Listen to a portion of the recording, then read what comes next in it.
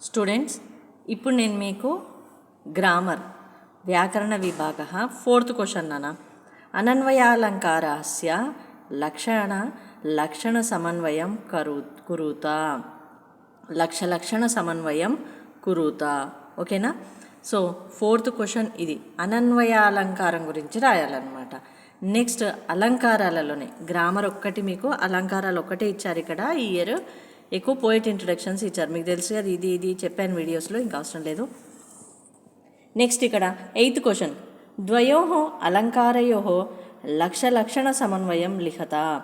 ఉపమాలంకారం గురించి, అప్రస్తు ప్రపంచాలంకారం గురించి, దీపకాలంకారం గురించి, దృష్టాంత అలంకారం గురించి రాయాలన్నమాట. సో 4 ఇచ్చారు ఇక్కడ. ద్వయో అంటే దో, 2 అలంకారాల గురించి రాయాలన్నమాట. సో దీనికి 15 మార్క్స్. ఆ విభాగ పార్ట్ బి అని అనుకోవచ్చు, ఇది పార్ట్ ఏ. ఆ విభాగ 4th క్వశ్చన్. సో 4th క్వశ్చన్కి 5 మార్క్స్ ఇక్కడ దీనికి 15 marks, each one 7.5 marks. So ఇక్కడ 5 అలంకారాల గురించి ఇచ్చారు మీకు. ఓకేనా? ఇంకా మీకు అలంకారాల వరకు వెళ్తే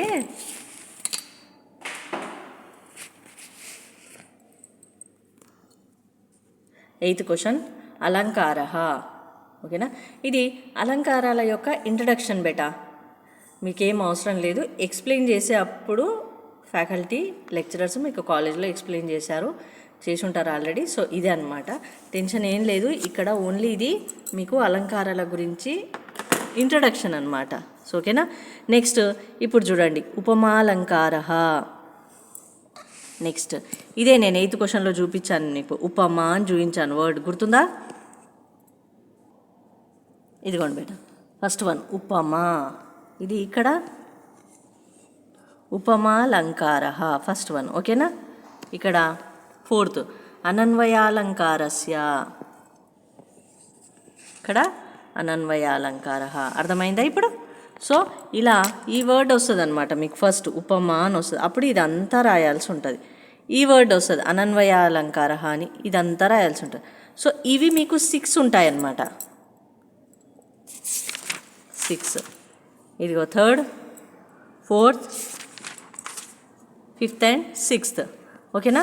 ఈ 6లో నుంచి మీకు ఎనీ 5 అడుగుతారు. 8th క్వశ్చన్లో 4 అడుగుతారు, 4th క్వశ్చన్లో 1 అడుగుతారు, 1, ఇంకా చాయిస్ ఉండదు అక్కడ. సో కాబట్టి ఇంకా మీ ఇష్టం ఎలా నేర్చుకుంటారో అది మీ ఇష్టం. 6కి 6 నేర్చుకుంటారా, ఫస్ట్ బిట్లో ఆ విభాగాలో ఒకళ్ళు వచ్చింది నేర్చుకుంటే రాసేసి చాయిస్లో వదిలేసుకుంటారా, మీ ఇష్టము. ఫస్ట్ బిట్లో అయితే వేరేవి రాసి అది చాయిస్లో వదిలేసుకోవచ్చు. నెక్స్ట్ ఆ విభాగ 15 మార్క్స్ క్వశ్చన్స్లో అయితే వదిలేసుకోవడానికి ఛాన్స్ ఉండదు. సో నేను అన్నీ చెప్తాను, మీరు ఒక 4 కానీ 5 నేర్చుకోండి. 6లో నుంచి 6 నేర్చుకుంటే చాలా బెటరు, లేదా 4 కానీ 5 నేర్చుకోండి, ఈజీ అనిపించినాయి. సో ఎలా రాయాలి మేడం? ఎలా? ఉపమాలంకార. అయితే ఉపమాలంకార అనేది ఏంటంటే మనము ఒకరి కీర్తి వాళ్ళ గురించే గొప్ప చెప్పడం అన్నమాట.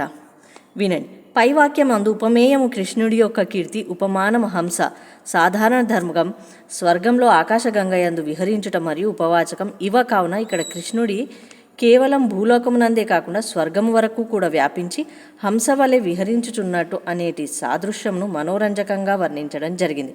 అందువలన దీనిని ఉపమాలంకారం అని చెప్పవచ్చును. ఓ కృష్ణ, నీ యొక్క కీర్తి హంస వలె స్వర్గంలోని ఆకాశగంగయందు విహరించుచున్నది. సో కృష్ణుడి యొక్క కీర్తి ఆకాశంలో కూడా, స్వర్గలోకంలోనే కాకుండా ఆకాశంలో కూడా ఒక హంస ఎలా అయితే విహరిస్తుందో ఆకాశంలో, అలా మీ కీర్తి మొత్తం ఆకాశం, భూలోకం, ఆకాశం అంతా విహరిస్తుంది. అంటే గాలి ఎలా స్ప్రెడ్ అయిపోతుంది వితిన్ సెకండ్స్లో, ఫ్రాక్షన్ ఆఫ్ టైంలో.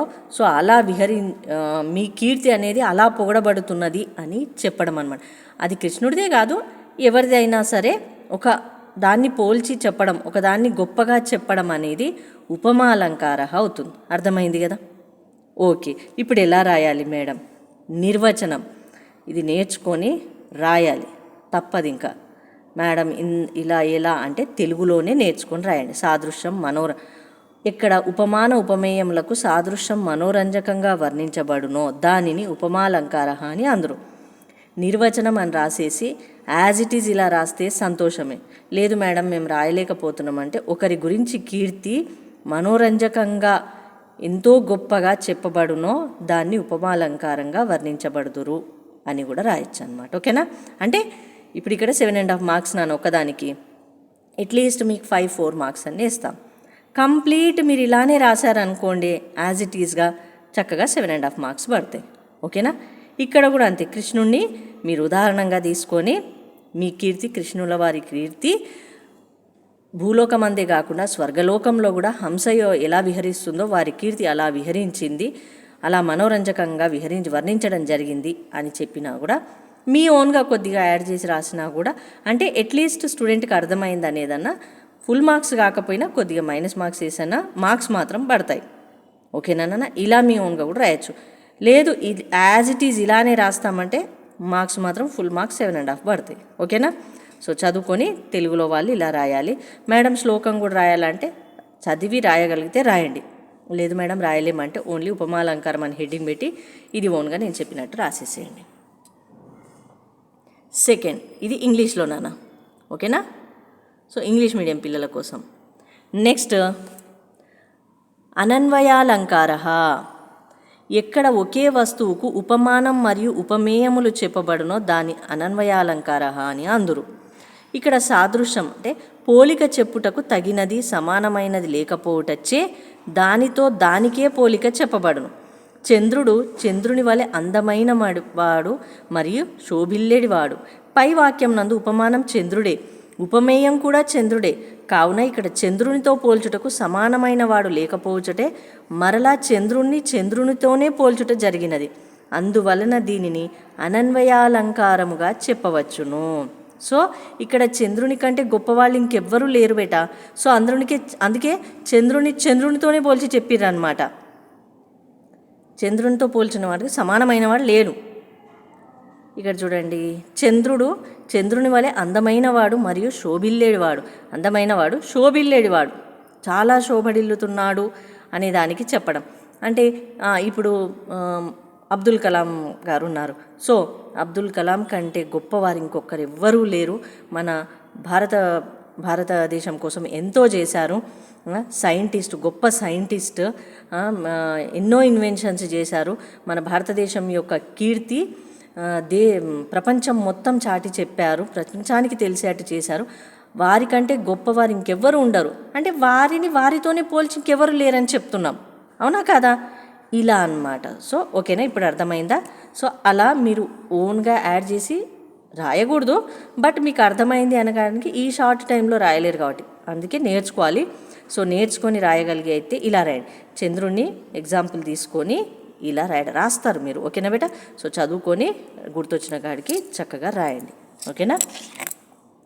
నెక్స్ట్ అనన్వయాలంకార తెలుగులో అయిపోయింది. ఇక్కడ ఇంగ్లీష్లో నాన్న, ఇక్కడ ఇంగ్లీష్లో. ఓకేనా? ఇంగ్లీష్ మీడియం పిల్లలకి ఇలా ఇంగ్లీష్లో రాయాల్సి ఉంటుంది. సో నెక్స్ట్ ప్రతివస్తూపమాలంకార. ఎక్కడ 2 వాక్యములందు ఉపమానము మరియు ఉపమేయములకు ఒకే సాధారణ ధర్మం ప్రత్యేకంగా చెప్పబడునో దానిని ప్రతివస్తూపమాలంకారం అని అందురు. దీని అందు 2 వాక్యంలో సాధారణ ధర్మం ఒకే అర్థంని ఇచ్చును. ఇక్కడ ఏ 2 వాక్యాలనైనా దాని ధర్మం ఒకే అర్థాన్ని ఇచ్చును అనమాట. ఏ 2 వాక్యాలను తీసుకున్నా అర్థం ఒకటే ఉంటుంది కానీ వాక్యాలు వేరుగా ఉంటాయి అని చెప్తున్నారనమాట. సూర్యుడు ఆ తాపము ఎండతో ప్రకాశించుచున్నాడు, వీరుడు చాపం ధనస్సుతో ప్రకాశించుచున్నాడు. పై వాక్యములందు భ్రాజతే మరియు రాజతే అనే పదములు 2 వాక్యములందు ఉపమానం మరియు ఉపమేయములకు ఒకే సాధారణ ధర్మం విడివిడిగా చెప్పబడినాయి. అందువలన దీనిని ప్రతివస్తూపమాలంకారంగా చెప్పవచ్చును. అయితే ఇక్కడ చూడండి, సూర్యుడు ఎండతో ప్రకాశించుచున్నాడు, వీరుడు ధనస్సుతో ప్రకాశించుచున్నాడు. అంటే అక్కడ ఒక రాజు కానీ యుద్ధంలో వీరుడు కానీ ధనస్సు పట్టుకొని వచ్చి ఎనిమీస్ని చంపుతున్నాడు అనుకోండి, అబ్బా ఆ ధైర్యవంతుడిలాగా ఎలా ధైర్యంగా వచ్చి అందరినీ ఎదిరించి అందరినీ చంపేస్తున్నాడు అని గొప్ప చెప్పుకుంటాం. సూర్యుడు ఎండతో ప్రకాశిస్తున్నాడు, చాలా ఎండగా ఉంది ఈరోజు, చాలా చక్కటి ఎండ కనిపిస్తోంది అని అంటే అక్కడ వారి గొప్ప అనేది కీర్తిస్తున్నాం, కానీ వేరే విధంగా కీర్తిస్తున్నాం. కానీ గొప్పనే కీర్తిస్తున్నాం కదా బేట, వాళ్ళలో ఉన్న మంచిని మనము పొగుడుతున్నాం.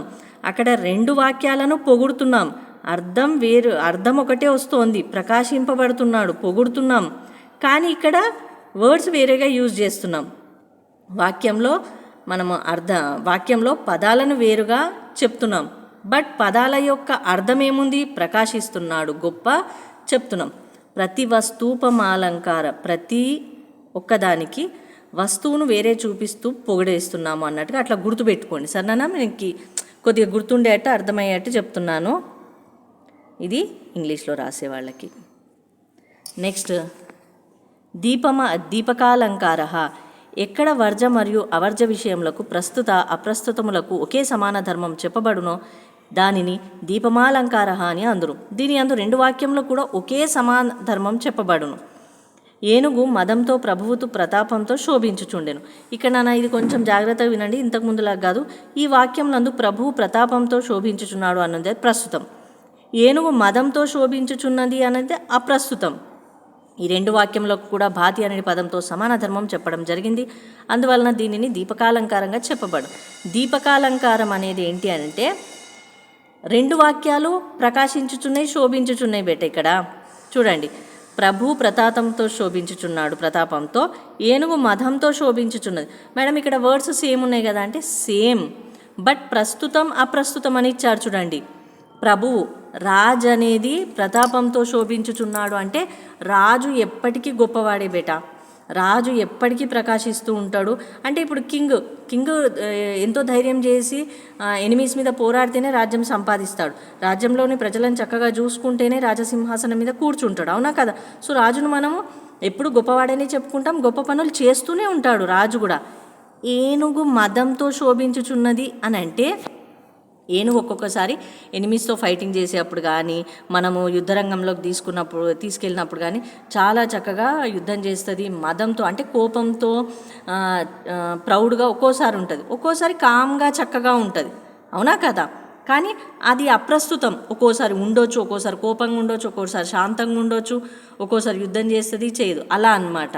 కానీ రాజును మాత్రం మనం ఎప్పుడు పొగుడుతూ ఉంటాం. రాజు ఎల్లవేళలా రాజ్యం కోసం కష్టపడుతూనే ఉంటాడు. సో దీపకాలంకార అనేది ఇలా అన్నమాట.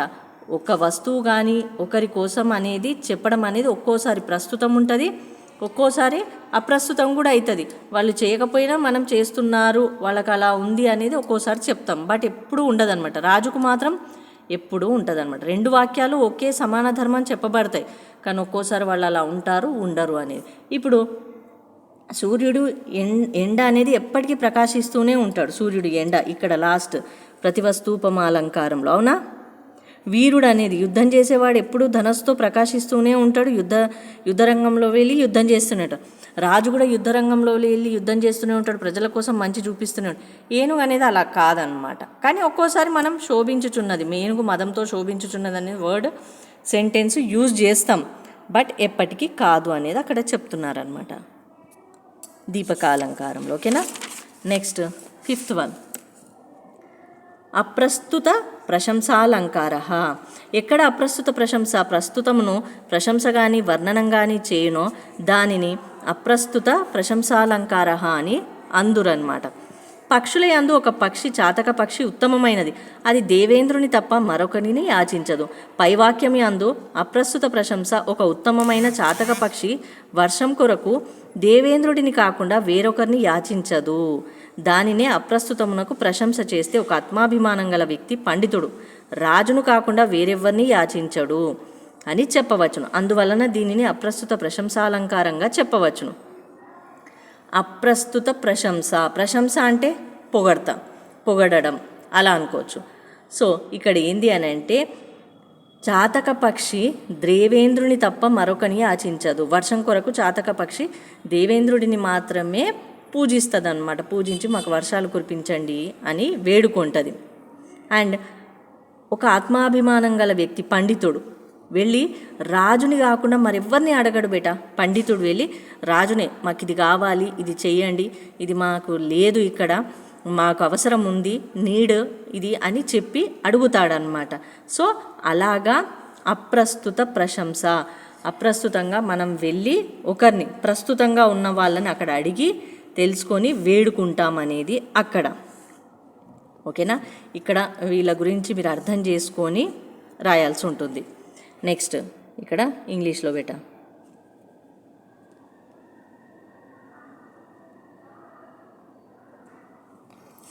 Next 6th దృష్ట్యాంతాలంకార.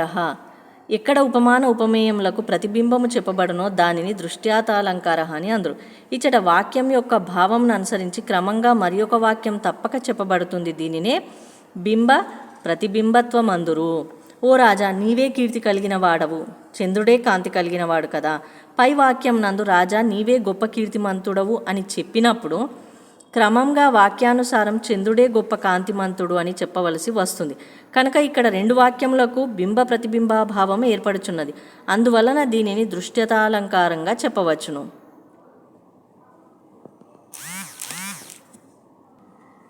ఇక్కడ రాజా నీవే గొప్ప కీర్తిమంతుడు అని చెప్పినప్పుడు క్రమంగా వాక్యానుసారం చంద్రుడే గొప్ప కాంతిమంతుడు అంటే ఒకరే. ఇప్పుడు రాజు ఆ రాజే గొప్ప కీర్తిమంతుడు అని చెప్తున్నాం, ఇక్కడ మనం పొగుడుతున్నాం. తర్వాత నెక్స్ట్ సెంటెన్స్లో ఏంది, చంద్రుడే గొప్ప కాంతిమంతుడు, చంద్రుడు కూడా గొప్ప కాంతిమంతుడు అని చెప్తున్నాం అన్నమాట. సో ఇక్కడ 2 సెంటెన్స్లో ఇద్దరిని వారే గొప్ప అని పొగుడుతున్నాం, ఇంకొకరితో పోల్చట్లేదు. ఇంతకుముందు దాంట్లో రాజు ఏనుగు దాంట్లో ఏనుగు అప్పుడప్పుడు అని చెప్పాము, రాజు మాత్రం ఎప్పటికీ కీర్తిమంతుడు అని పొగిడామన్నమాట. సో ఇక్కడ ఏంటి అంటే ఇద్దరు ఎప్పటికీ ఎప్పుడు కూడా పొగుడుతూనే ఉన్నాము అనేది అక్కడ రాజా నీవే గొప్ప కీర్తిమంతుడు, చంద్రుడే గొప్ప కాంతిమంతుడు అని చెప్తున్నాం అనమాట. దృష్ట్యాంతాలంకార, దృష్టితో మనం కళ్ళతో చూస్తూ చెప్తున్నాం, దృష్టి ఇద్దరు గొప్పవారే అని చెప్తున్నాము అన్నట్టుగా గుర్తుపెట్టుకోవాలి మీరు. ఓకేనా బేటా? సో సాధ్యమైనంతవరకు హార్డ్ డే నేను కాదనను. చూడండి, student should write shloka of alankaras otherwise will get 5 marks only. శ్లోకం రాస్తేనే 5 మార్క్స్ అన్నట్ట ఇక్కడ.